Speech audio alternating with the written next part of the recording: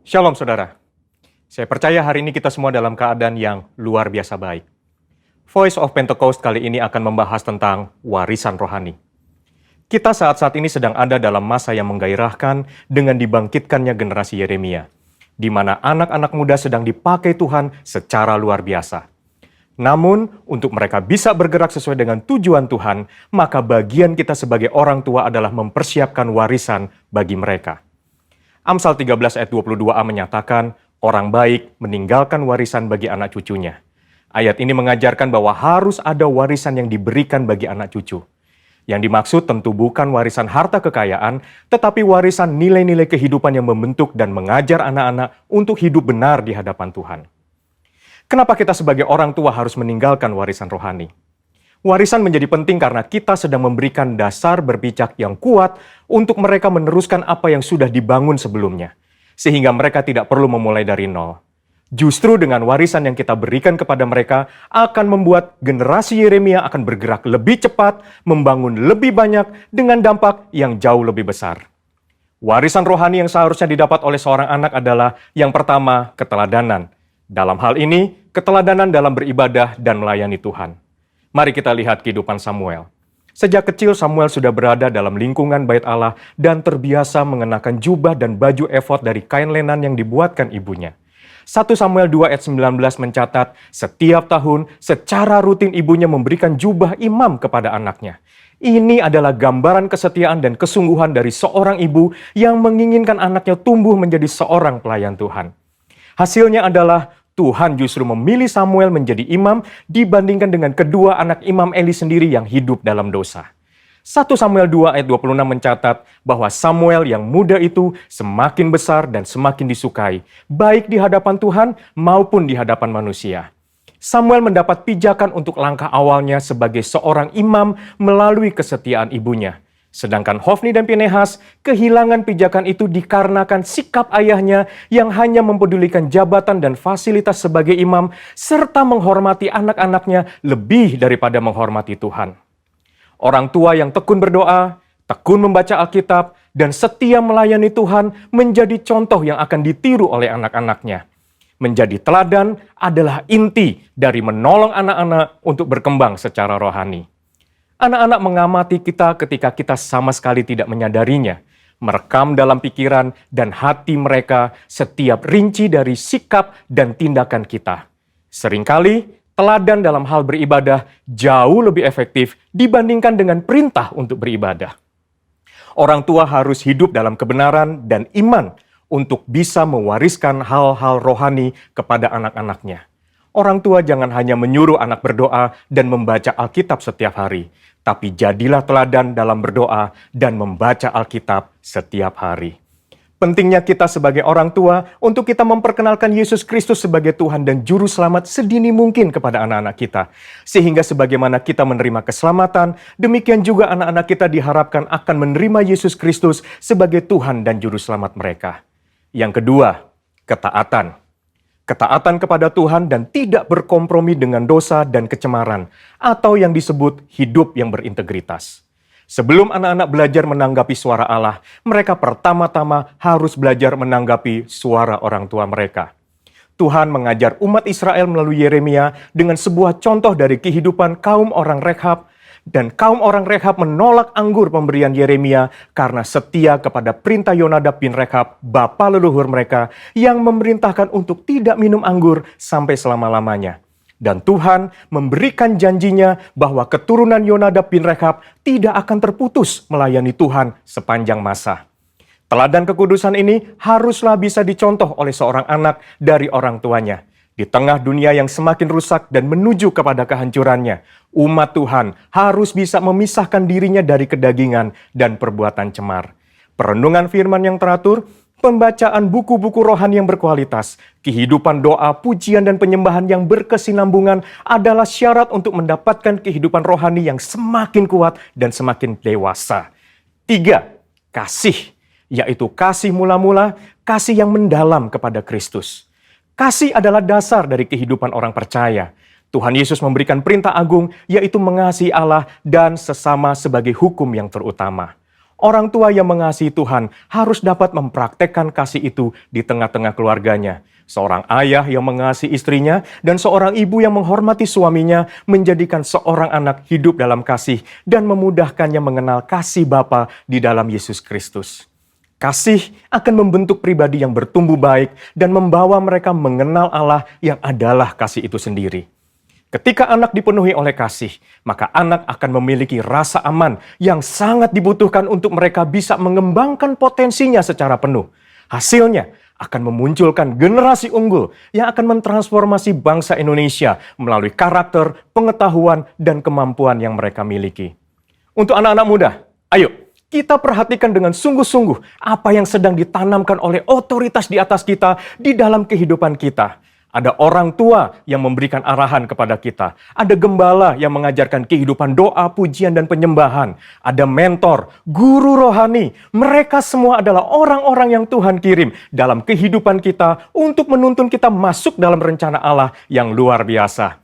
Biarlah generasi Yeremia yang dipenuhi Roh Kudus, cinta mati-matian kepada Tuhan Yesus, tidak kompromi terhadap dosa, dan akan bergerak untuk memenangkan jiwa, akan muncul dengan warisan rohani dari pendahulunya.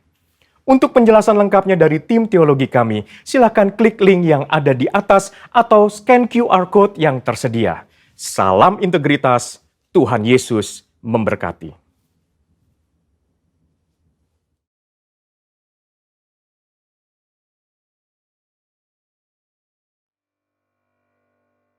Shalom, Bapak Ibu yang berada di rumah, saya percaya karena anugerah Tuhan dan pertolongannya, kita ada sebagaimana ada.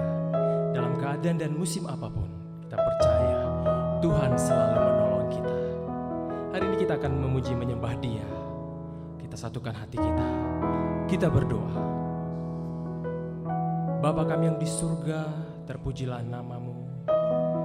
Syukur kami naikkan kepadamu Tuhan buat hari yang Kau beri. Kami ada sebagaimana ada. Bukti anugerah-Mu nyata dalam hidup kami. Pagi hari ini Tuhan, dalam ibadah bersama, kami akan naikkan pujian kepada Tuhan. Kami beri hormat, kemuliaan bagi nama-Mu. Terpujilah Engkau. Dalam nama Tuhan Yesus. Haleluya. Amin.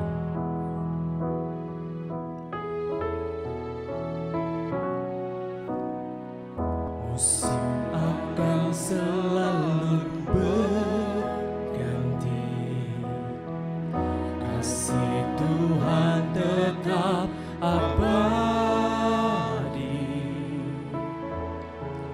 tak akan berubah sampai selamanya. Ku tetap percaya, yakin Tuhan memberkati. Ku yakin Tuhan melindungi.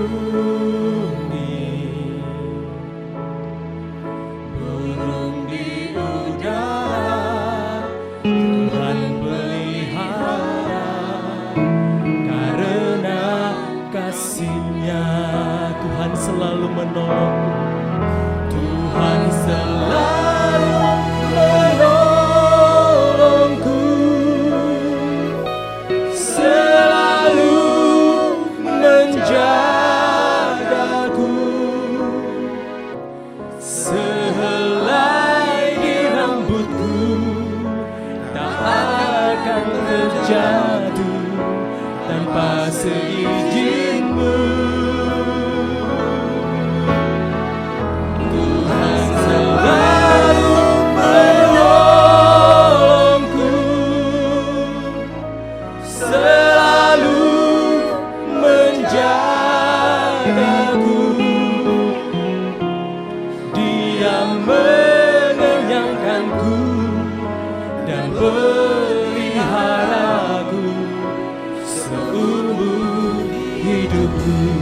Kita berikan tepuk tangan kembali bagi Allah kita.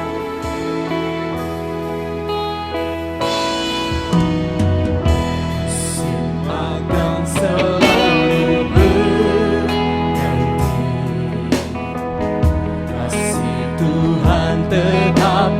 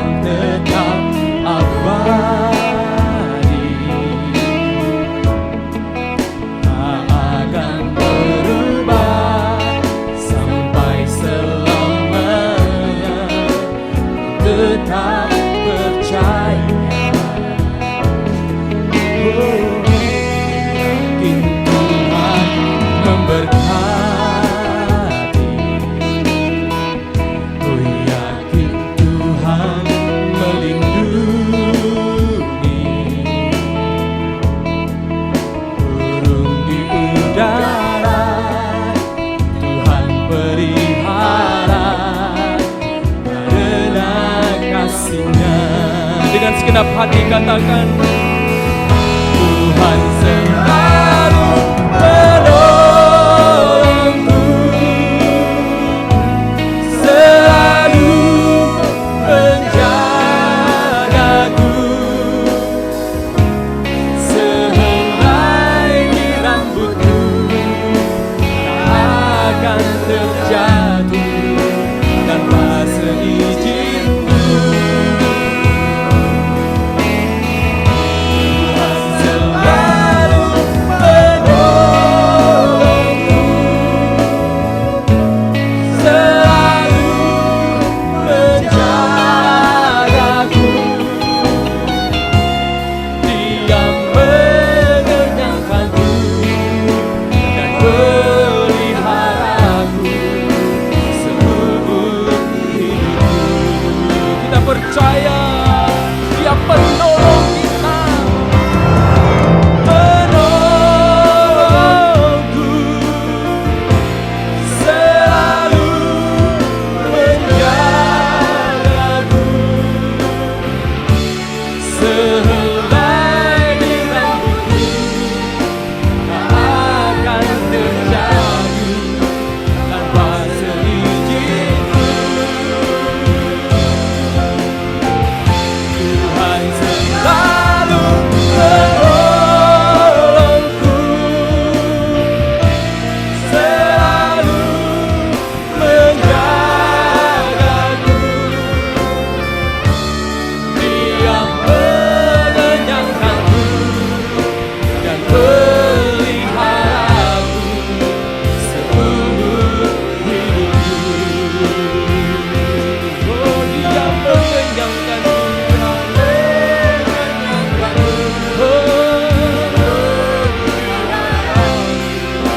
seumur hidupku. Kami percaya Tuhan, Dia mengenyangkanku dan peliharaku seumur hidupku. Kita berikan tepuk tangan bagi Allah kita.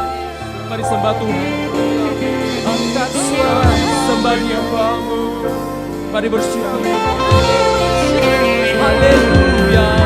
Kami bersyukur Tuhan. Kami berterima kasih Yesus. Sungguh Tuhan, Allah yang berhati, Allah penolong hidupku. Kau pelihara hidupku, takkan kekuranganku. Dialah gunung batu, Kaulah kekuatanku, Yesus. Haleluya. Hosana bagimu, Yesus. Hosana bagimu. Mari sembah Dia, bersyukur. Haleluya. Oh, haleluya. Kemuliaan bagimu, Tuhan. Kami sembah Tuhan. Dahsyat perbuatan Tuhan. Engkau baik, Engkau baik, sungguh teramat baik. Engkau Yesus, terima kasih. Oh, thank you Lord Jesus, thank you Lord Jesus. Mari angkat tangan kita sama-sama. Satu-satunya yang ku andalkan, satu-satunya yang ku percaya, Engkau sumber kekuatan, sumber pengharapan, sumber kedamaian. Satu-satunya yang ku andalkan,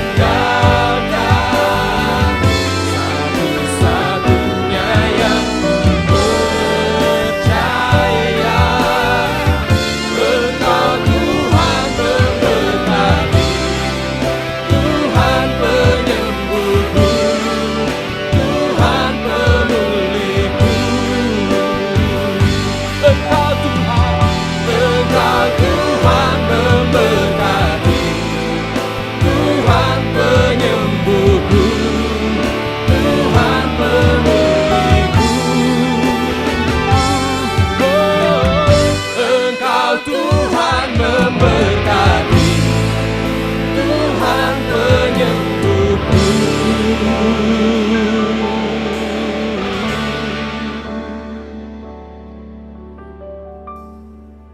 Tuhan pemulihku. Berikan sorak-sorak tepuk tanganmu, haleluya. Oh, dahsyat Kau Tuhan, haleluya. Terima kasih Tuhan, Engkaulah sumber kekuatan kami. Tanpa Engkau, kami tidak ada artinya Tuhan. Bahkan Engkau adalah penolong hidup kami. Dalam kesusahan, dalam masa-masa sulit, Engkau ada bersama kami. Hati kami dipuaskan Tuhan oleh pujian. Dan kami percaya kuasa-Mu ada bagi kami melalui pujian. Tambahkanlah Tuhan sukacita dalam hidup kami. Terus Tuhan, dan hari ini kami mau bergembira ria, bersukacita. Terima kasih Bapa. Dalam nama Yesus, sama-sama katakan amin. Haleluya. Berikan tepuk tangan sorak-sorak. Haleluya. Haleluya. Mari terima sukacita surga.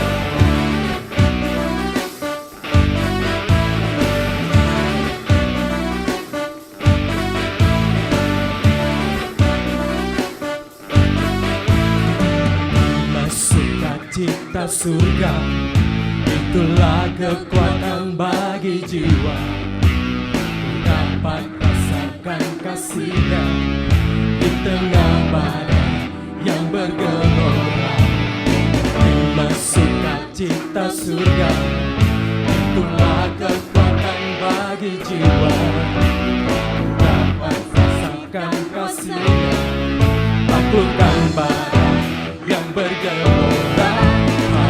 Haleluya, Kau ada dalam hatiku, takkan patah semangatku, takkan hilang kekuatanku. Haleluya, ku mau bersorak bagimu, sukacita surga nyata penuhiku. Mari sama-sama bersukacita.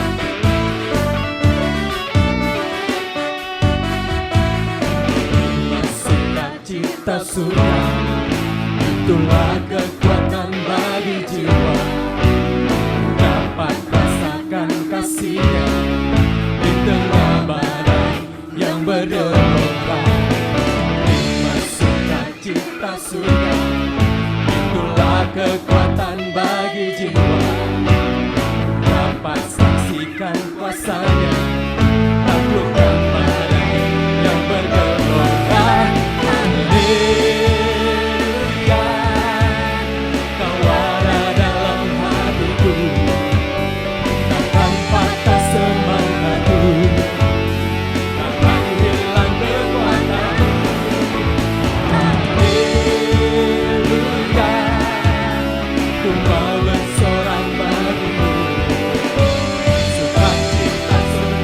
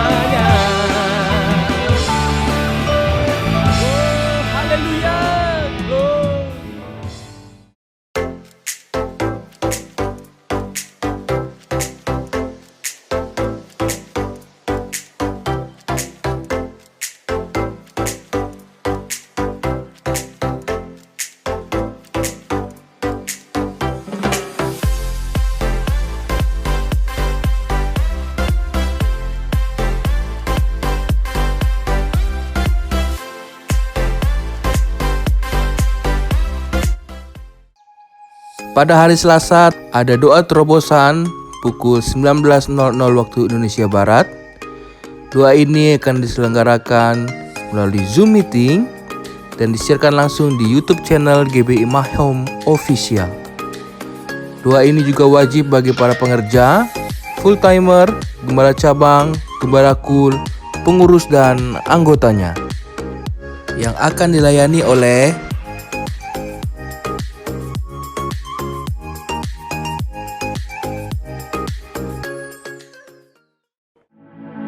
Mari kita bergabung di dalam KUL, Community of Love, komunitas gereja di mana kita dapat bertumbuh bersama dalam kerohanian kita, saling mendoakan dan saling menguatkan satu dengan yang lainnya.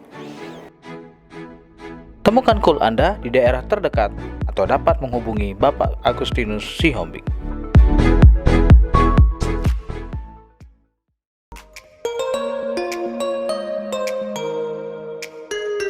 Di hari Jumat ada Departemen Musik pada pukul 19.00 di lantai 1. Mari bagi Bapak Ibu yang rindu melayani Tuhan dapat bergabung di Departemen Musik.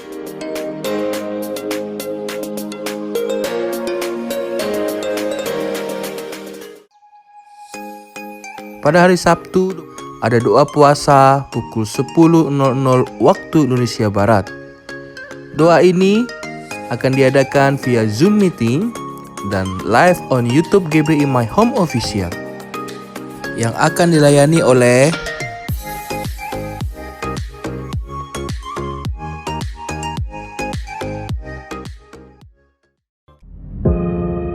Tetapi aku dan seisi rumahku, kami akan beribadah kepada Tuhan. Mari Bapak Ibu, kita beribadah kepada Tuhan melalui onsite dan streaming pada pukul 8 pagi dan 11 siang, dan ibadah online pada pukul 5 sore yang akan disiarkan langsung melalui YouTube channel kita GBI My Home Official.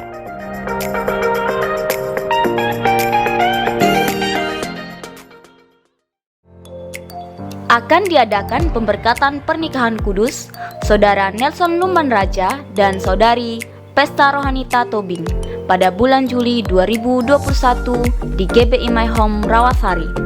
Bagi Bapak Ibu, jika keberatan dengan pemberkatan pernikahan ini dapat menghubungi sekretariat.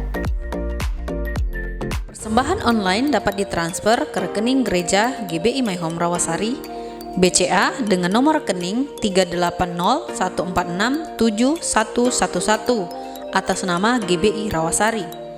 DCMB Niaga dengan nomor rekening 80094039900 atas nama Gereja Betel Indonesia Jemaat Rawasari.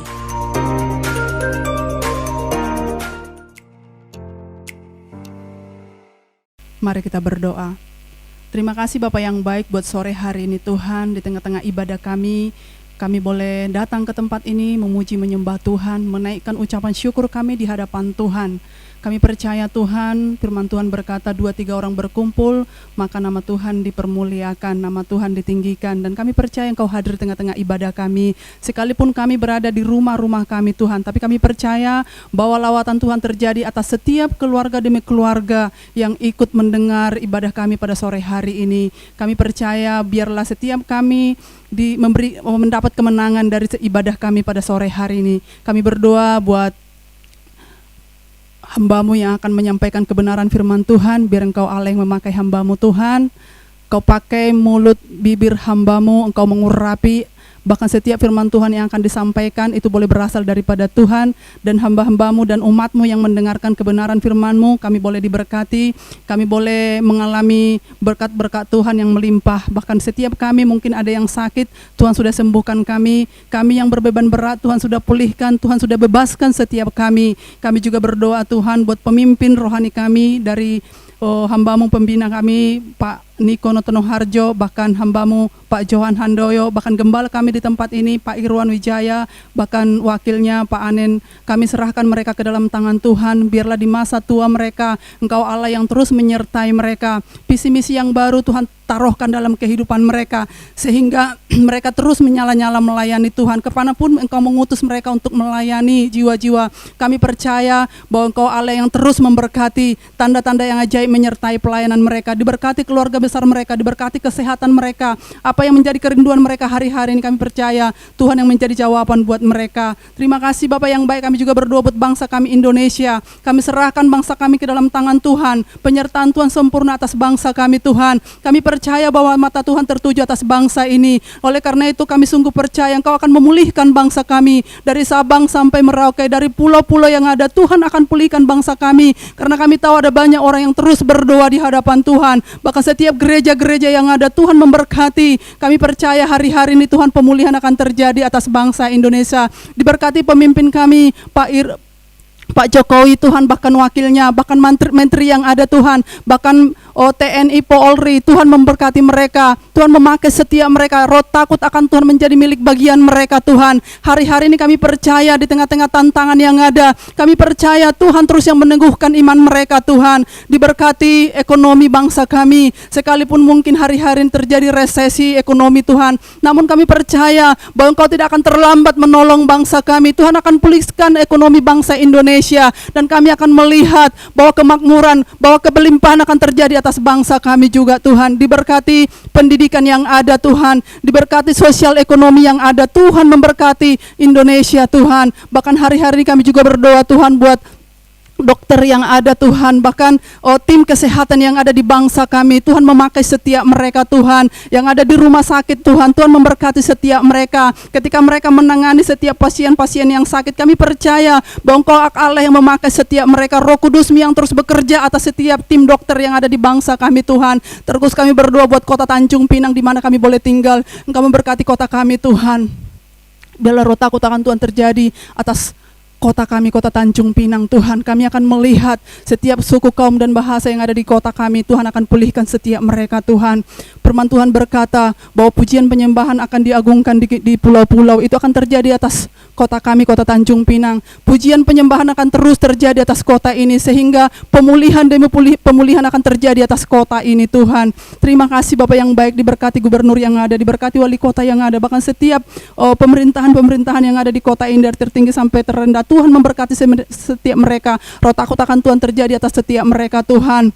Kami percaya dijauhkan dari hal-hal yang buruk Tuhan, dijauhkan dari korupsi, dijauhkan dari nepotisme Tuhan. Biarlah mereka boleh bekerja untuk semua orang, untuk semua masyarakat Tuhan Yesus. Terima kasih Bapak yang baik, terima kasih. Kami serahkan kota kami, kota Tanjung Pinang ke dalam Tuhan. Sekali lagi kami berdoa Tuhan buat umat-Mu yang ada di rumah.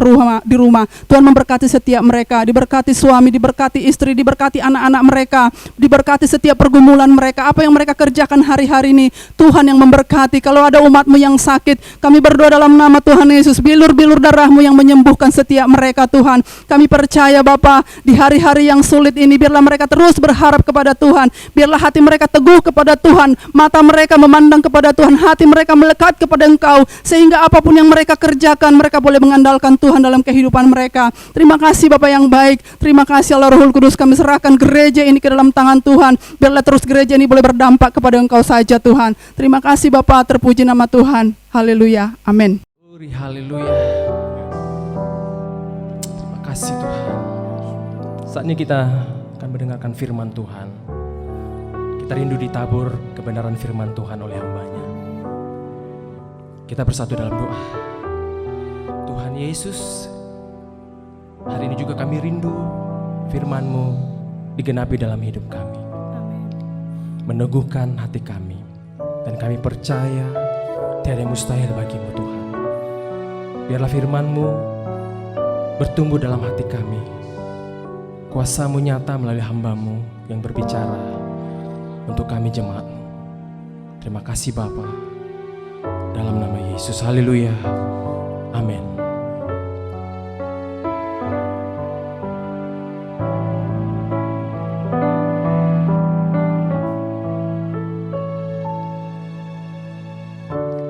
Kekuatan di hidupku, ku dapat di dalam-Mu. Kau teguhkan hatiku, tiada yang mustahil bagi-Mu. Dengan segenap hati katakan, kekuatan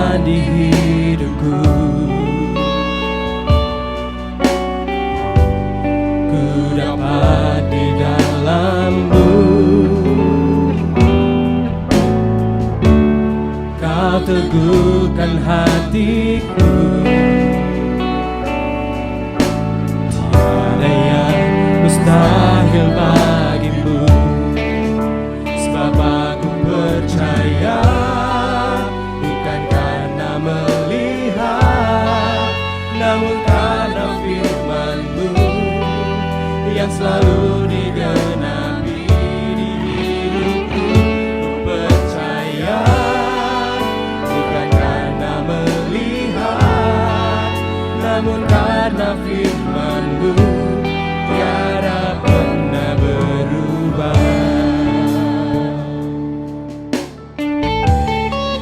Dengan lembut katakan, kekuatan di hidupku,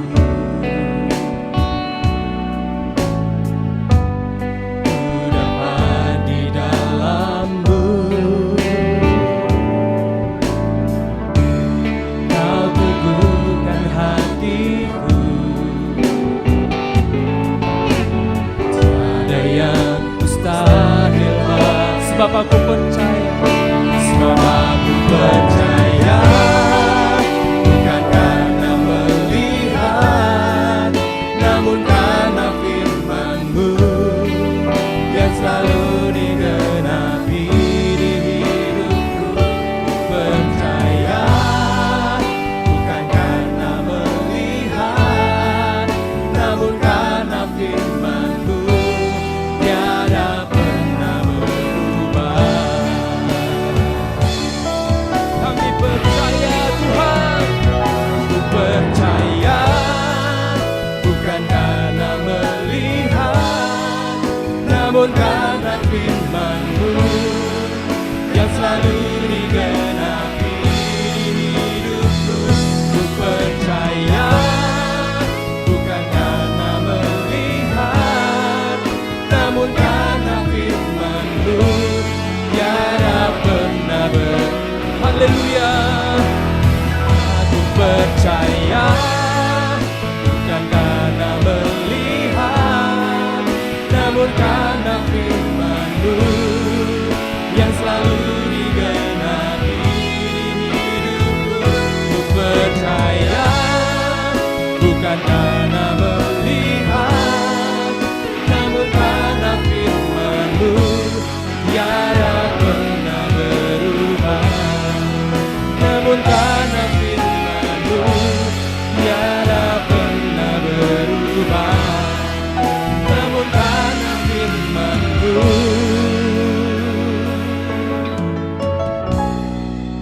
tiada pernah berubah.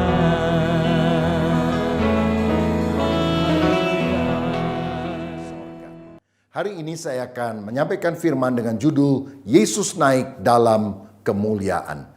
Kita akan membaca Kisah Para Rasul fase pertama ayat 8 sampai 11. Demikian bunyinya.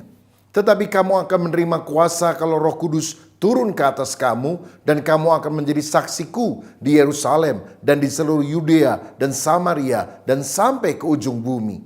Sesudah ia mengatakan demikian, terangkatlah ia disaksikan oleh mereka, dan awan menutupnya dari pandangan mereka. Ketika mereka sedang menatap ke langit waktu ia naik itu, tiba-tiba berdirilah dua orang yang berpakaian putih dekat mereka dan berkata kepada mereka, "Hai orang-orang Galilea, mengapakah kamu berdiri melihat ke langit? Yesus ini yang terangkat ke sorga, meninggalkan kamu akan datang kembali dengan cara yang sama seperti kamu melihat dia naik ke sorga." Saudara, pada saat Yesus disalib kelihatannya dia kalah. Karena murid-muridnya juga kocar-kacir meninggalkan dia. Tetapi 3 hari kemudian Paskah, Yesus bangkit dari antara orang mati.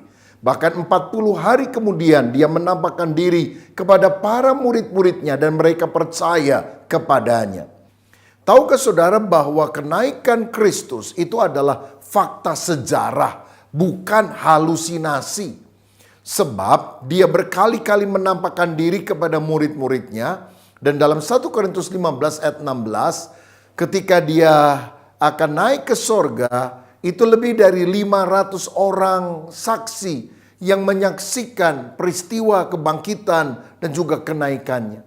Nah, pada masa kini memang ada orang yang mengaku bahwa dia pernah naik ke sorga. Tapi coba tanya, siapa yang jadi saksinya? Nggak ada. Padahal menurut hukum Taurat, sebuah perkara baru dinyatakan benar bila ada minimal 2 atau 3 orang saksi. Dan Kristus meninggalkan 500 orang saksi hidup untuk menunjukkan bahwa dia memang benar-benar bangkit dan naik ke sorga. Saudara, melalui kenaikan Tuhan ke sorga ini kita melihat beberapa kebenaran. Yang pertama, kita tahu bahwa Yesus itu Tuhan. Yesus itu bukan hanya manusia biasa, bukan cuma nabi atau rasul. Karena nabi atau rasul kalau mati nggak pernah bangkit lagi. Tetapi Yesus mati, bangkit, naik ke sorga dan akan datang kembali sebagai hakim di atas segala hakim, sebagai raja di atas segala raja. Karena dia adalah Tuhan.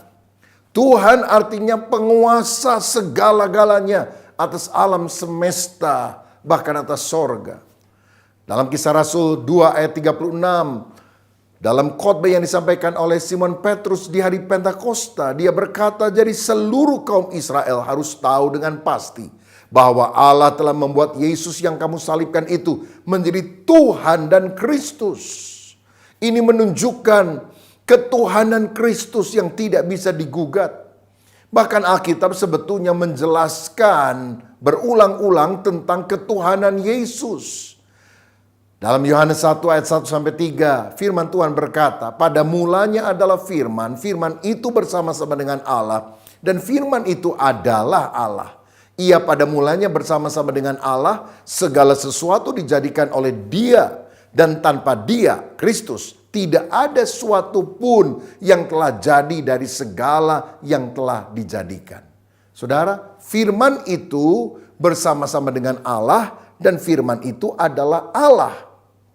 Dan sang firman itu yaitu Yesus yang menjadikan segala alam ciptaan. Berarti kan dia Tuhan. Kalau bukan Tuhan, kalau cuma manusia biasa, bagaimana dia bisa menjadikan matahari, bulan, bintang, langit, bumi? Ini menunjukkan benar-benar Yesus adalah Tuhan.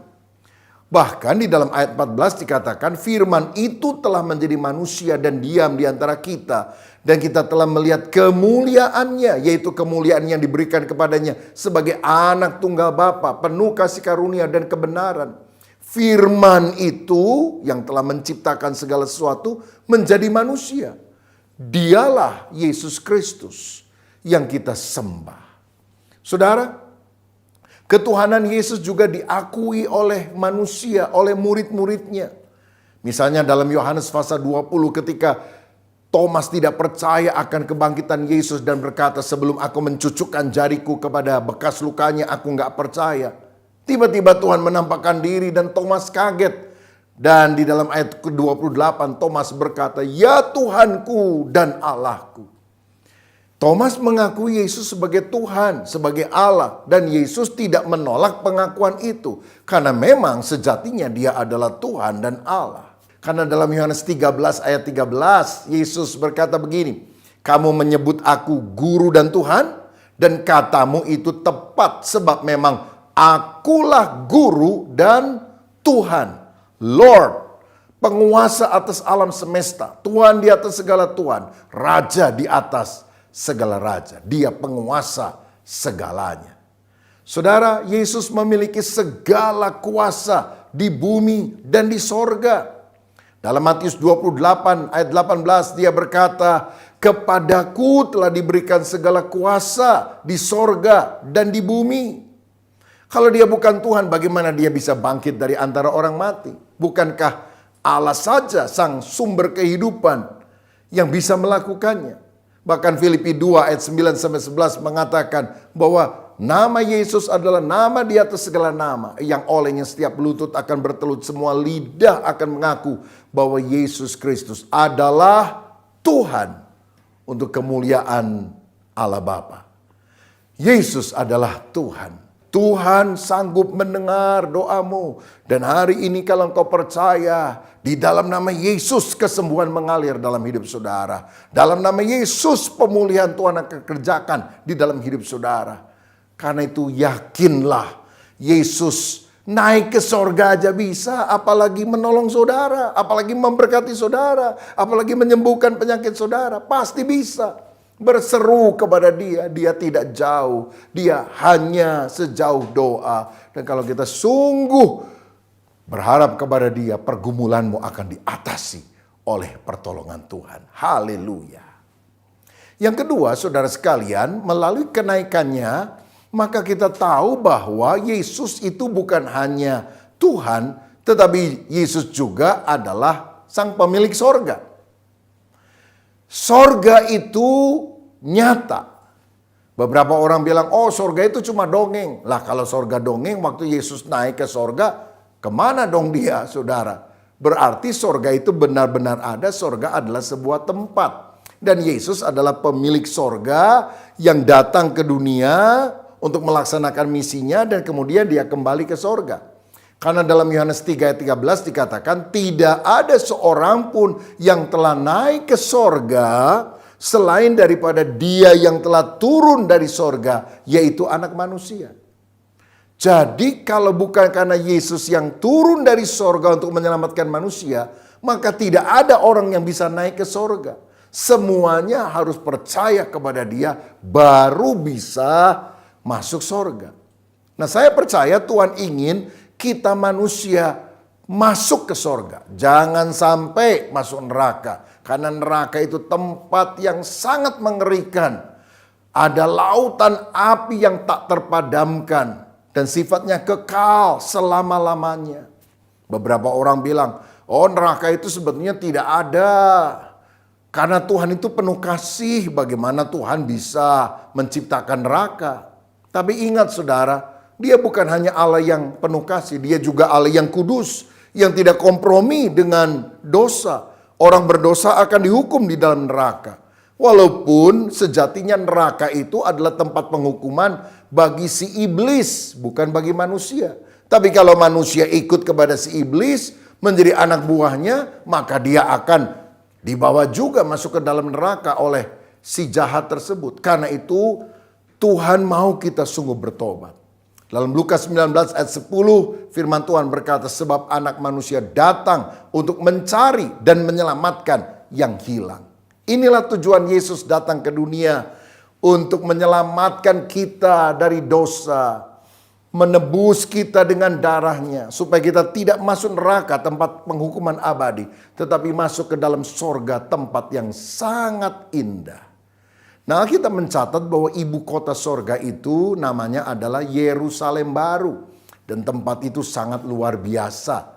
Misalnya dalam Wahyu 21 ayat 11 dikatakan, kota itu penuh dengan kemuliaan Allah. Dan cahayanya sama seperti permata yang paling indah, bagaikan permata yaspis jernih seperti kristal. Ayat 21, dan ke-12 pintu gerbang itu adalah 12 mutiara. Setiap pintu gerbang terdiri dari satu mutiara, dan jalan-jalan kota itu dari emas murni bagaikan kaca bening. Dari sini kita melihat sorga itu sangat fantastis. Dinding-dinding atau temboknya saja terbuat dari macam-macam batu permata. Pintu gerbangnya terbuat dari mutiara yang sangat besar. Jalannya terbuat dari emas. Itu melukiskan gambaran sorga dengan kata-kata yang sangat indah, yang sulit diungkapkan dengan bahasa manusiawi. Dan kita akan masuk ke dalam sorga yang mulia itu. Oh, betapa luar biasanya. Kita akan melihat muka dengan muka. Dan ini bukan hanya soal lihat-lihatan, tapi menunjukkan keakraban satu dengan yang lain. Kita akan mengenal Tuhan secara luar biasa. Alkitab juga berkata di sorga kita akan beribadah kepada Tuhan. Tentu saja ini bukan hanya bermakna nyanyi-nyanyi. Seperti kalau kita pikir beribadah di dunia artinya ke gereja. Di sorga nggak ada gereja, di sorga nggak ada bait suci. Karena hadirat Tuhan memenuhi seluruh sorga, sehingga itulah bait suci Allah. Dimanapun orang melakukan pekerjaan, pelayanan, atau apapun, itu adalah sebuah ibadah bagi Tuhan. Bahkan kita akan memerintah bersama dengan Kristus selama-lamanya. Kita akan jadi raja. yang berada di bawah pengawasan raja di atas segala raja. Berarti di sorga akan ada kerajaan-kerajaan. Ada banyak pekerjaan-pekerjaan. Oh, sesuatu yang sangat luar biasa itu akan kita alami dalam kerajaan sorga. Karena itu percaya kepada Yesus. Dia sang pemilik sorga. Kalau yang menjanjikan saudara masuk sorga itu manusia atau pemimpin agama tertentu yang dia sendiri juga belum tentu yakin masuk sorga, bagaimana mungkin? Tapi kalau sang pemilik sorga yang punya sorga janji, kalau kamu percaya kepada kamu tidak akan binasa, melainkan beroleh hidup yang kekal. Karena akulah jalan, kebenaran, dan hidup. Tidak seorang pun sampai kepada Bapa kecuali melalui aku.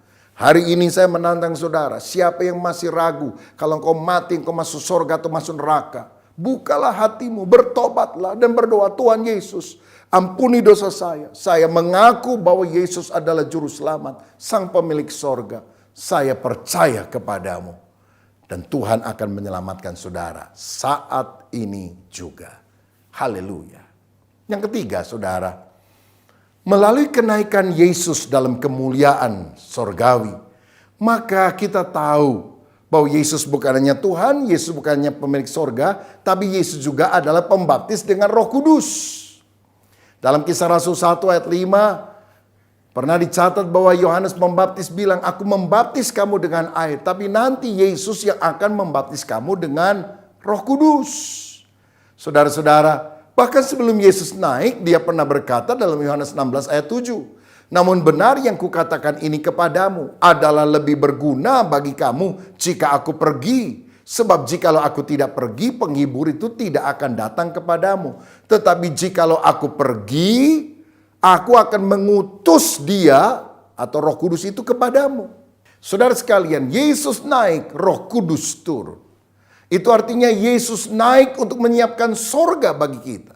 Tapi kemudian Roh Kudus turun untuk menyiapkan kita bagi sorga. Tuhan menyiapkan tempat untuk kita di sorga.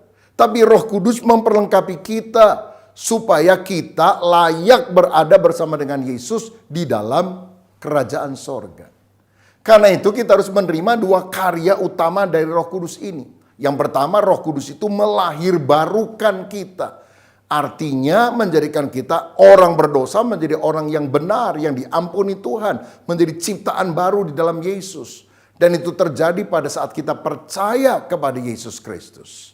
Bukan sekedar beragama. Orang yang beragama walaupun baik mati masuk neraka loh saudara. Tapi kalau kita bertobat percaya kepada Yesus, Roh Kudus masuk di dalam hati kita, maka kita menjadi ciptaan yang baru yang diselamatkan. Sebab tidak ada orang yang bisa mengaku Yesus itu adalah Tuhan selain Roh Kudus yang mewahyukan di dalam hatinya. Karena itu biar kita mengalami kelahiran baru. Yang kedua, Roh Kudus juga memberi kita kuasa untuk menjadi saksi. Karenanya di dalam Kisah 1 ayat 8 tadi dikatakan, tetapi kamu akan menerima kuasa kalau Roh Kudus turun ke atas kamu dan kamu akan menjadi saksiku. Roh Kudus mengurapi kita supaya kita bisa menjadi saksi Kristus di dalam perkataan dan perbuatan. Saudara, siapa yang membaptis kita dengan Roh Kudus? Tuhan Yesus.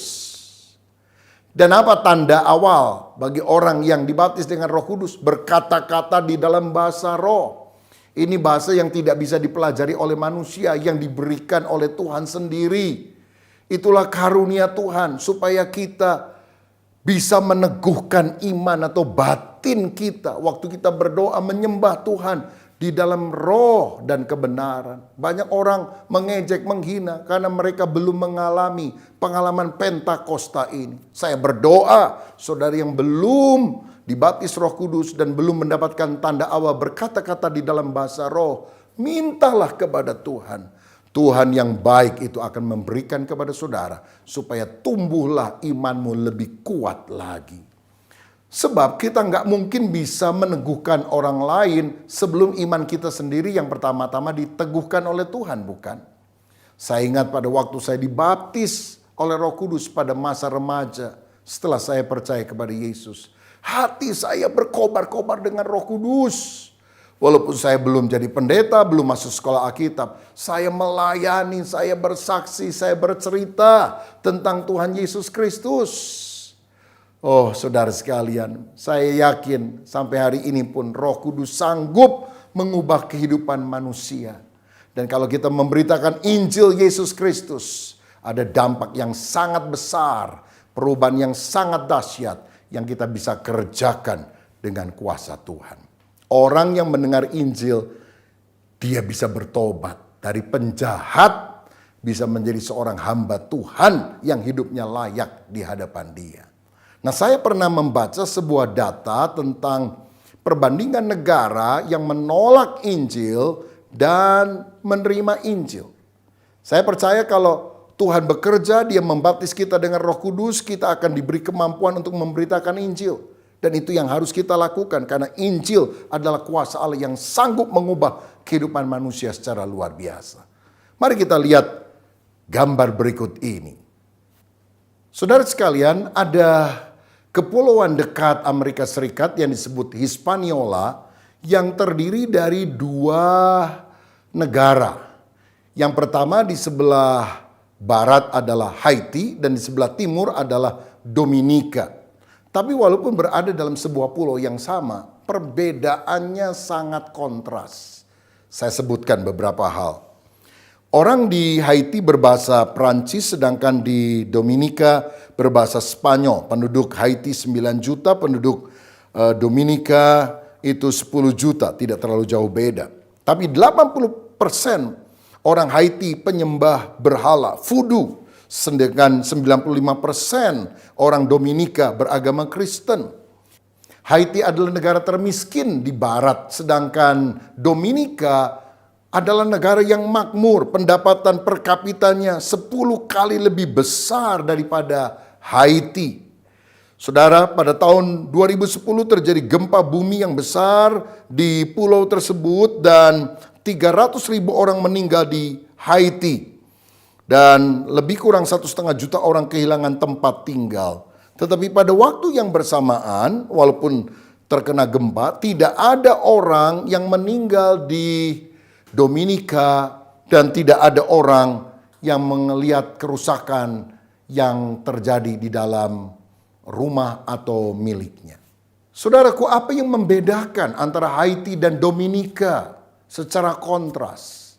Ternyata Haiti itu penyembah voodoo, penyembah berhala, mereka melakukan ritual telanjang, pengorbanan anak, seringkali trans, kesurupan pada waktu mereka melakukan tarian daerah, kemasukan arwah, mereka percaya kepada zombie, roh teritorial, melakukan hubungan biseksual, dan mereka punya perayaan homoseksualitas yang bertentangan dengan firman Tuhan tentunya.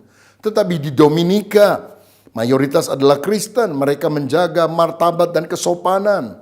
Anak-anak mereka yakini sebagai anugerah Tuhan tidak melakukan pengorbanan anak. Mereka tidak kesurupan roh jahat tapi menyembah Allah Sang Pencipta. Dan mereka yakin kuasa iblis ada di bawah kaki Yesus. Semua penyembahan berhala adalah mitos. Dan mereka adalah orang-orang yang percaya kepada normal gender. Satu laki akan menikah dengan satu perempuan dan tidak menerima pernikahan sejenis. Saudara, sikap kita terhadap Injil Kristus kepada Tuhan itu akan menentukan bukan hanya perbedaan pribadi, tapi perbedaan yang mencolok dalam sebuah bangsa. Saya kasih satu contoh lain supaya lebih jelas. Korea Utara dan Korea Selatan. Saudara sekalian, kedua negara ini berada di semenanjung Korea, sama secara geografis, tetapi karena konflik pada tahun 1945, kemudian ditarik garis pemisah artifisial di 38 lintang utara Khatulistiwa. Penduduk Korea Utara banyak yang miskin, banyak yang kena TBC, malaria, hepatitis. Pada tahun 1994 sampai 1998 terjadi kelaparan di Korea Utara dan 3 juta orang meninggal. Sedangkan di Korea Selatan pada masa itu tidak ada yang meninggal karena kelaparan. Bahkan sejak tahun 1950 sebagian besar Korea Selatan terlindung dari bencana alam. Dan kini Korea Selatan menjadi negara dengan ekonomi terkuat ke-11 di dunia. Sangat berbeda dengan Korea Utara. Saudara sekalian, berikutnya Kebanyakan orang Korea Utara adalah komunisme, ateis, 65% sekuler, 16% percaya perdukunan, 5% Buddhis, hanya kurang dari 1% Kristen, itu pun dianiaya, Alkitab dibakar, kemudian ibadah dilarang. Sedangkan di Korea Selatan, sebetulnya nggak ada batas sungai, batas gunung, ini hanya batas artifisial saja. Kondisinya sangat berbeda. Sejak tahun 1950 kebaktian doa diadakan di gereja-gereja di Korea Selatan. 1958 Pastor Choi Yong-gi menanam Yoido Full Gospel Church yang menjadi gereja terbesar di dunia dengan lebih dari 800.000 anggota jemaat. Pada tahun 1990 ada 5 gereja terbesar di dunia dan kelima-limanya ada di Korea Selatan. Dan hari ini sekitar 30% penduduk Korea Selatan adalah Kristen. Apa yang menjadi pembeda utama? Apakah faktor politik? Saya yakin bukan. Tapi Injil dan pengaruhnya itu yang membuat Haiti dan Dominika berbeda. Yang membuat Korea Utara dan Korea Selatan menjadi sangat berbeda. Jadi dua objek ini membuktikan penjelasan yang terbaik adalah Alkitabiah. Banyak orang yang tidak percaya Tuhan di Korea Utara dan Haiti. Tetapi banyak orang yang percaya kepada Kristus di Korea Selatan dan Dominika. Ada ambang batas untuk intervensi ilahi dan ada titik kritis untuk penghakiman ilahi. Orang yang tidak percaya Injil akan mengalami kerugian karena setan itu datang untuk mencuri, membunuh, membinasakan. Tapi kalau Kristus datang dalam hidup pribadi dan juga dalam sebuah kota, dalam sebuah wilayah, dalam sebuah negara, maka dia akan membawa hidup yang berkelimpahan secara rohani dan secara jasmani. Karena itu, biarlah kita menerima baptisan Roh Kudus dari Yesus yang membuat kita penuh dengan kuasa Allah dan kita menyaksikan Injil sehingga banyak orang hidupnya berubah. Haleluya. Yang keempat, saudaraku, karena Yesus naik dalam kemuliaan, kita tahu bahwa Yesus adalah Raja yang akan datang. Karena dalam Kisah 1 ayat 11 tadi dikatakan oleh malaikat, Yesus ini yang naik ke sorga, dia akan turun kembali dengan cara yang sama seperti kamu melihat dia naik ke sorga. Dia yang naik akan datang kembali sebagai Raja di atas segala raja. 1 Tesalonika 4 ayat 16 dan 17 mencatat, sebab pada waktu tanda diberi, yaitu pada waktu penghulu malaikat berseru dan sangkakala Allah berbunyi, maka Tuhan sendiri akan turun dari sorga dan mereka yang mati dalam Kristus akan lebih dahulu bangkit. Sesudah itu kita yang hidup, yang masih tinggal akan diangkat bersama-sama dengan mereka dalam awan menyongsong Tuhan di angkasa. Demikianlah kita akan selama-lamanya bersama-sama dengan Tuhan. Saudara, kalau Yesus datang kembali, dia akan mengangkat orang yang percaya kepadanya. Itulah yang disebut sebagai pengangkatan gereja atau rapture. Nah, pada waktu itu kalau ada 2 orang di ladang, kata Alkitab, yang satu akan dibawa, yang satu akan ditinggalkan. Karena itu berjaga-jagalah, karena kita tidak tahu kapan saat itu akan tiba. Tetapi tanda-tanda kedatangannya sudah sangat nyata. Ada gempa bumi dan kelaparan di berbagai tempat. Ada peperangan di mana-mana. Hari-hari ini penyakit sampar, penyakit menular seperti COVID-19 juga merebak ke seluruh dunia. Bukankah kita harus lebih waspada dan siap sedia menyambut kedatangannya? Kita tidak tahu kapan waktunya secara tepat, tetapi persiapan harus selalu kita lakukan. Mungkin ada orang yang bilang, kok Tuhan sampai hari ini belum datang-datang ya? Dari sejak saya kecil saya dengar khotbah Yesus datang. Tapi kok Tuhan belum datang? Apa Tuhan lupa? Oh, dia tidak lupa. Tapi dia memberikan kesempatan supaya orang-orang yang belum bertobat bisa bertobat di tengah masa anugerah ini. Itu sebabnya mari siapkan hatimu untuk sungguh-sungguh menjadikan Yesus sebagai Raja. Karena Tuhan pernah berjanji, aku pergi untuk menyediakan tempat bagimu di sorga. Tapi setelah selesai, aku akan datang untuk menjemput kamu. Supaya di mana aku berada, kamu pun akan berada. Saya ingat satu kali ada seorang yang membawa anak kecil masuk ke sebuah restoran. Dan kemudian memesan makanan dalam jumlah yang banyak untuk dibungkus dibawa pulang. Setelah makanannya jadi, dia ambil makanan itu. Dan waktu dia mau merogoh dompetnya, dia bilang, aduh, dompet saya ketinggalan di mobil. Lalu dia bilang kepada kasirnya, "Bu, saya titip sebentar anak saya ya. Sebentar saya ambil uangnya, saya akan bayar." Orang itu percaya, saudara, karena anaknya kan ada di situ. Dia keluar dari restoran itu dan gak pernah balik. Waktu anaknya ditanya, "Loh, papa kamu kemana?" "Itu bukan papa saya." "Loh, siapa?" "Saya juga gak kenal. Tadi dia bilang, kamu mau makan enak gak? Kalau kamu makan enak, ikuti om ya. Jadi kamu pura-pura jadi anak om." "Ya saya ikut aja." Saudara sekalian, ternyata orang itu adalah penipu. Jadi dia tidak mungkin akan datang kembali untuk menjemput anak kecil ini. Kenapa? Karena anak itu bukan anaknya. Tetapi Tuhan pasti menjemput kita karena kita adalah anaknya, yaitu kita yang sudah percaya kepada Yesus Kristus. Saudara-saudara, karenanya mari kita mempersiapkan diri bukan seperti 5 gadis yang bodoh, tapi 5 gadis yang bijaksana, yang bukan hanya menyiapkan pelita, tetapi menyiapkan minyak, sehingga ketika pelita itu padam oleh sebab sang mempelai pria belum kunjung tiba, dia bisa menyalakan kembali. Saudara, biarlah minyak urapan Roh Kudus selalu ada di dalam kehidupan kita, sehingga pada waktu dia datang untuk kali kedua, kita ditemukan siap dan kita akan menyongsong Tuhan di awan-awan. Tuhan Yesus memberkati kita, mari kita berdoa. Bapa, terima kasih untuk kebenaran firman-Mu yang telah kami terima. Biarlah kami sungguh meyakini yang pertama bahwa Yesus itu adalah Tuhan. Yang kedua, kami juga percaya bahwa Yesus adalah Sang Pemilik sorga. Dan kalau kami percaya kepada Yesus, kami akan masuk sorga, tidak akan masuk neraka. Kami juga yakin Yesus adalah pembaptis dengan Roh. Dan kalau Roh Kudus ada dalam hidup kami, kami akan menjadi pemberita Injil-Mu. Dan kami juga yakin bahwa Yesus Raja yang akan datang. Biar kami hidup di dalam kekudusan, mempersiapkan diri menyambut kedatangan-Mu kembali. Berkat-Mu atas kami semua, di dalam nama Tuhan Yesus Kristus. Haleluya. Amin. Tuhan Yesus memberkati. Bapak Ibu dikasih Tuhan, mari kita angkat roti kita di tangan kanan kita, dimanapun kita berada, di rumah-rumah. Dengar baik-baik firman Tuhan hari ini.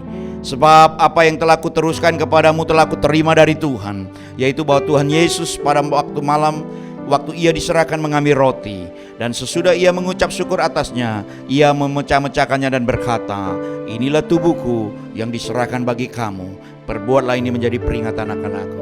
Bapak Ibu yang dikasih Tuhan, bukankah roti yang kita angkat tinggi-tinggi, yang kita pecah-pecahkan ini adalah persekutuan kita dengan tubuh Kristus? Amin. Mari kita makan dalam nama Yesus.